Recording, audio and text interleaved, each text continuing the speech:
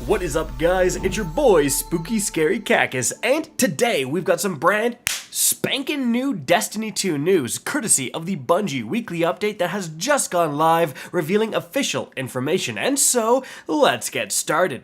Now, as for what's going on this week within Destiny 2, well, it's actually quite a big week. With the weekly reset, we have the launch of the Festival of the Lost 2023 Halloween event. There are 4 unique to this event weapons up for grabs, as well as some sweet armor sets, and importantly, the brand new addition of the ability to focus eerie engrams, the new engram associated with this event, into particular exotics or groups of exotics, right? And that has made this event a lot more juicy. Previously, kind of when you got the god rolls for the weapons you are going for, you're kind of done. But with exotic armor, hey, you can always get just a little bit juicier stats. Have a 68 with great spikes? Well, technically a 69 is possible, so you might as well grind for it. And if you want to know how all of this works within the event, as well as some amazing farming strategies so you can get so much loot quickly, guys, definitely check out my ultimate guide linked right up above. But moving on from there, something else really interesting that happened with the weekly reset is that Bungie accidentally leaked upcoming exotic armor buffs and nerfs, and they did this in-game. So if you go over, the best example is the Stompy's exotic hunter legs right now. You can see in the description everything looks pretty normal until you get to the end sentence where it says that you get increased damage resistance against combatants while airborne. That did not exist previously, and Bungie has actually released a statement with their Destiny 2 team account on Twitter saying the following: "Some exotic armor changes coming in Season 23 were shown earlier than anticipated, and we wanted to take a moment to clarify a few things. What was shown is not the full scope of the exotic armor and tuning changes coming next season. The unintended preview is a small part of larger tweaks on the way for all classes that we're excited to share soon. While the descriptions of some of the exotic armor were updated, they will still function as they did with the 7.2.5 update until the next season begins, and the exception to what will function as they did prior is the Ahamkar's spine and the Antius wards, which were actually supposed to be nerfed with that reset." So, pretty interesting stuff. Again, I did a video on the exotics that were updated, and we can see their upcoming changes, so definitely check that out again, but pretty crazy situation. However, moving on from there, let's get to the brand new information within the TWAB. So the first thing they talk about is the launch of Festival of the Lost, but they say something very interesting regarding legend haunted sectors. So adding a legend difficulty to haunted sectors is a brand new thing for this year. And they say matchmake with other players or with a pre-made team and see how fast you can defeat as many headless ones as possible. The featured legend haunted sector rotates every 150 minutes and has its own node in the tower. Enemies hit a lot harder, be more aggressive, and have several modifiers like threats and surges active. You will need a good build to survive. But then they say, in exchange for your bravery, you will have a higher chance to earn an exotic engram when you complete the activity. There's also World Loot Pool gear and Festival of the Lost weapons when you take headless ones down. And don't forget about eerie engrams that you can use for hocus focusing into specific exotics and Festival of the Lost weapons. So very strange here, because this reward loot pool is not really represented well in game in my opinion. I thought, and certainly my experience has been, that doing the legend difficulty haunted sectors would give a lot more eerie engrams, but now Bungie is saying you're going to earn exotic engrams from this as the main reward, and then they also mention world loot pool and festival weapons dropping when you take headless ones down.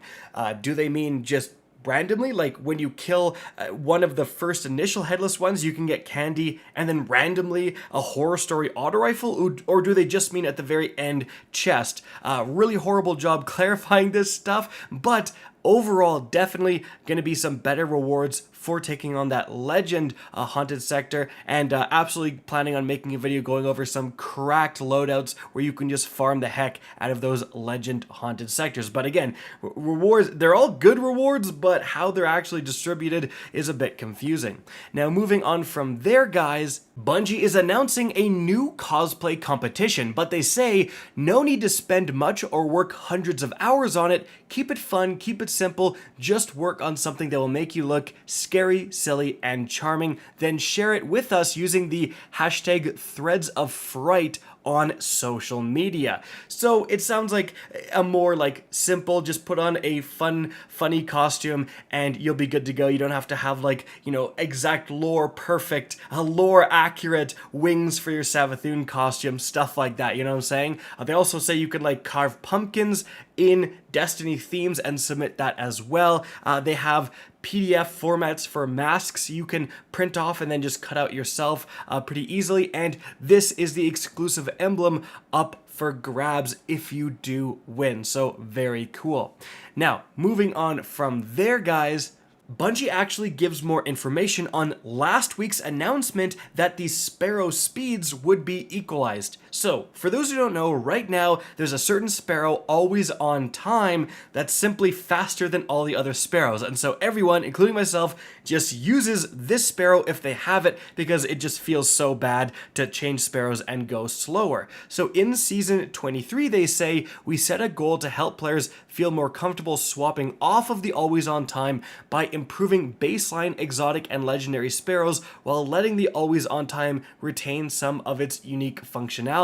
So all legendary and exotic Sparrows will have 2 speed selection options moving forward, one matching always on time speed and one matching the older highest speed that was available to offer a choice in handling and speed control. Upon login, players will, in most cases, default to the fastest option immediately and see the speed update to 190. All legendary and exotic Sparrows will also move from 100 to 150 health to be more durable to match the always on time's health pool. So that was the other interesting thing. Not only is the always on time faster, it actually was harder to kill. And so, like, obviously everyone was using it. So the always on time will continue to retain a few unique benefits, however, including slightly better fuel economy, slightly lowered enemy aggression, and slightly better side-to-side boost. We're hoping that these changes will improve player comfort in swapping off of the always on time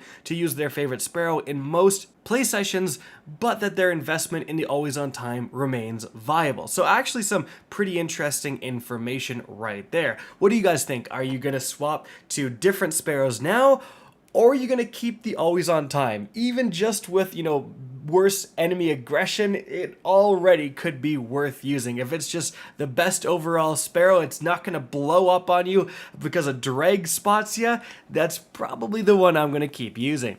Now moving on from there, there is double Nightfall rewards this week. However, the Buzzard is the weapon that's dropping, so not a ton of love for that. But speaking of Nightfalls, actually, and the Buzzard, this is its last week to be acquired. So as you can see right here, Bungie has a section on weapons exiting the loot pool. So for Nightfalls, the Buzzard's final week is this week, and then the Swarm's final week is next week, and then they are gone for next season. For Trials of Osiris, you can see the Immortals final week is next week, and then the Astral Horizons final week, I believe, is the week after, maybe 2 weeks after that, but Immortal and Astral are going away as well, guys. Now, Bungie does say, remember that the regular versions of these weapons will still be available for focusing at their respective vendors, but you won't be able to get them as drops, and their adept versions won't be obtainable. Moving on from there, Bungie talks about Checkmate Rumble finally getting a time to shine. You can see that right here. And then after that, they have some brand new Prime Gaming drops. So right here we have the Boo exotic emote, the Winchester's Ruin exotic Sparrow, the Lycan's Mire legendary Ghost Shell, and the Festival of the Lost Sigil Ghost projection. And so guys, that's it for the important information available this week. I hope you guys enjoyed this video, found it informative, and if you did, please remember to help me out by simply rating and especially sharing this video. If you guys want to see more Destiny 2 content similar to this, don't be afraid to slap that subscribe button. If you want to get in touch with me and keep up to date with the latest channel activity, the best way is to follow me on Twitter at RickCacus. That is linked in the description down below. Again, I hope you enjoyed the video, and as always, have a good day.